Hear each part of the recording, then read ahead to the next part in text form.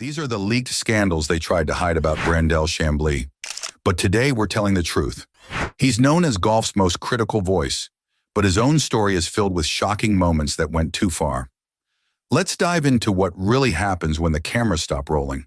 The golf world was shaken just days before the 2025 PGA Championship when Brandel Chamblee posted something truly shocking. He compared golfers who joined LIV Golf to people who went along with Nazis during the Holocaust. Yes, really. This wasn't just a slip of the tongue. This was a planned message he put online for everyone to see. Even people who usually agree with Chamblee said this time, he went way too far. But who is this man who keeps stirring up trouble in the golf world? Brandel Chamblee started as a player, not a talker. Born in St. Louis, he was a college star at the University of Texas in the early 1980s. He won 5 college tournaments and was named All-American. He turned pro in 1985 and played for about 18 years.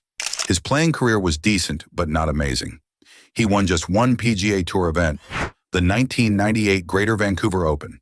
He earned about $3.5 million in his career, and his highest world ranking was 58th. He never did well in majors. His best finish was tied for 18th at the 1999 Masters. By 2003, his playing days were over. But instead of fading away like many former players, Chamblee found a new path that would make him more famous than he ever was as a golfer. In 2004, he joined Golf Channel as an analyst. This is where the real Brandel Chamblee story begins. On TV, Chamblee quickly became known for his strong opinions. He uses big words and talks like a professor. He doesn't just make simple comments about golf swings. He dives deep into history and mechanics. Some fans love this approach. They say he brings real depth to golf talk that other analysts don't match. But there's another side to Chamblee that has made him one of the most hated figures in golf. He seems to enjoy picking fights and saying things that shock people. And no topic has brought out this side of him more than LIV Golf. When Saudi Arabia launched LIV Golf in 2022, Chamblee became its biggest critic. He didn't just disagree with the new league, he attacked it and anyone connected to it. He called LIV Golf's format stupid and laughable. He said the money came from the sewer and linked it to a murderous dictator. He claimed players who took the Saudi money were puppets who made a choice that was morally indefensible. He said they cared only about money, not the history and honor of golf. This wasn't just casual criticism. This was personal and intense. His attacks on LIV grew more extreme over time, leading to that shocking Holocaust comparison in May 2025. He suggested that taking Saudi money somehow made players complicit in human rights abuses, similar to how people who went along with Nazi actions shared blame for the Holocaust. The post caused immediate outrage, with many calling for him to apologize or even lose his job. But LIV Golf isn't the only target of Chamblee's harsh words. He's gone after some of the biggest names in golf with comments that left fans stunned. Perhaps his most shocking take was about Tiger Woods, widely seen as the greatest golfer ever. Chamblee claimed Tiger was the most underachieving golfer in the history of the game. Yes, the man with 15 major championships, second only to Jack Nicklaus, was called an underachiever by Chamblee. His reasoning? That Tiger changed his swing too many times. Chamblee argued that if Tiger had stuck with his original swing, he could have won 25 to 30 majors instead of 15. He claimed Tiger missed out on 10 to 15 more major wins and 30 to 40 more regular tour wins because of these swing changes. This take was so hot it burned bridges. Even though Chamblee admits Tiger is probably the greatest ever, the underachiever label showed how far he would go to create controversy. Some former players like Mark O'Meara and Gary Player did agree that Tiger's swing changes might have cost him some wins, but none went as far as calling him an underachiever. Phil Mickelson has been another favorite target. When Phil joined LIV, Chamblee said his stance was morally indefensible and accused him of trying to sell a lie. When Phil suggested more stars would join LIV, Chamblee fired back that Phil just hoped others would join to cover up the embarrassment of their actions. He's even attacked Phil's place in golf history, firmly stating that Mickelson is not one of the top 5 golfers ever. During a social media fight with Anthony Kim, he took a cheap shot at Phil's driving accuracy. The feud between Chamblee and Mickelson shows no signs of cooling down. John Ram faced Chamblee's wrath after joining LIV2. Chamblee called him a walking contradiction who traded away his chance at golf history for Saudi money. But his harshest words came after the 2024 Paris Olympics. When Ram lost a 4-stroke lead in the final round and missed the medals, Chamblee called it one of the biggest collapses, chokes of the year. Many fans felt this crossed a line. They noted that Chamblee seemed much harsher on Ram, LIV player, than he would be with a PGA Tour player in the same situation. Some accused him of letting his hatred of 54 cloud his analysis of players. Even young stars aren't safe from Chamblee's attacks. When Colin Morikawa declined to do media interviews after a painful runner-up finish, Chamblee went after him hard. He said players have an obligation to talk to media and called Morikawa's actions a sign of entitlement.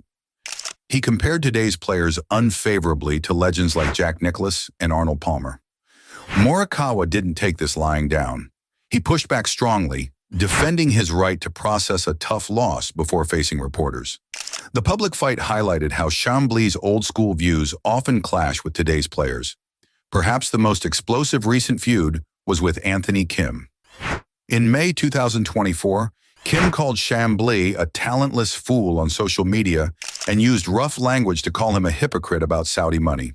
Chamblee hit back hard, mocking Kim for seeking parenting advice online, attacking his current playing skill, and bringing Phil Mickelson into the fight too.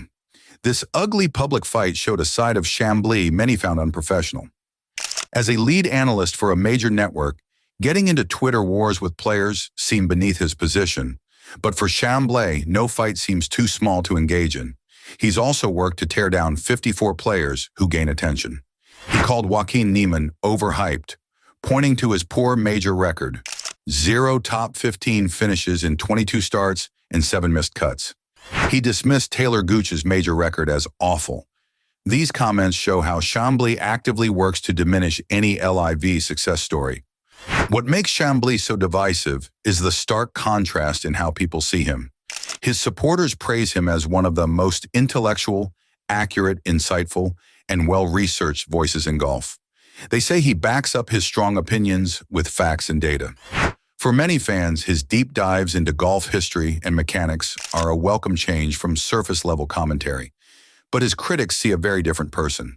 They call him a professional provocateur, pompous, a smug bully, and simply a hater. They believe his hatred of live golf has ruined his ability to fairly analyze the game. His long-winded, professor-like style strikes many as arrogant and condescending. Looking at his full story, it's clear that Chamblee has built his TV career on being controversial. While he has genuine knowledge and insight, he seems most comfortable when stirring up trouble. He doesn't just share opinions. He makes declarations designed to spark outrage. The Holocaust comparison represents the peak of this approach. A comment so extreme, it damaged his credibility even among supporters. It revealed a man who may have lost perspective in his crusade against LIV golf, willing to invoke one of history's greatest tragedies to make a point about a golf league. Chamblee's playing career shows a solid but not spectacular golfer. His broadcasting career reveals someone with deep knowledge but also deep biases. He studies the game with remarkable detail, but lets personal feelings cloud his judgment of players he dislikes. In the end, Brandel Chamblee remains a walking contradiction. He's a thoughtful analyst who often seems more interested in creating conflict than insight. He's a defender of golf's traditions who frequently breaks the tradition of respectful discourse. He's a student of the game's history who risks his own legacy with inflammatory comments. For all his knowledge and preparation, Chamblee's story is ultimately one of squandered potential. He could have been remembered as one of golf's great thinkers. Instead, he may go down as its most divisive voice, a man who knew the game deeply but couldn't resist the temptation to tear others down.